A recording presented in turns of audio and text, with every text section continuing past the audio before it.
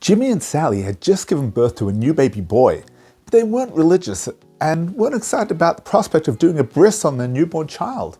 They called the mohel and asked, if we don't circumcise our son, will he still be Jewish? If you're born of a Jewish mother, the mohel replied with a sigh, it doesn't matter what you do or don't do, you remain a Jew. They felt reassured by their decision, but Grandma was far from pleased. She immediately picked up the phone and called Rabbi to vent. My son refuses to give my new grandson a bris. I told him that he had to, or else he wouldn't be a real Jew. But then he called the mohel, and I'm shocked at what the mohel said. He said that he would still be Jewish. Can you believe it? I'm speechless. Let's look at today's Gemara.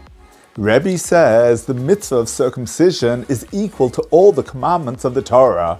Why is bris milah equal to all the other mitzvahs? The mohel got it wrong, Batya said to me later. The right response to, will our kids still be Jewish without a bris, is, why do you care? Why do they care if their child is Jewish? What difference does it make to them? If they're so distant from their Judaism that they don't even want to give their child a bris, why are they even asking the question? It wasn't a yes or no question.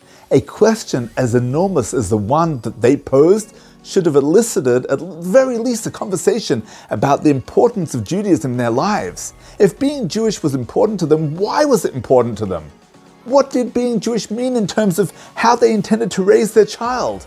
That's what the Gemara means when it says that the mitzvah of bris is equal to all other mitzvahs. It's a line in the sand that forces us to ask ourselves, why do you care? Each of us must constantly ask, why do I care? What drives my Jewish identity? What difference does it make? Am I simply going with the flow, or have I taken ownership of this incredible gift?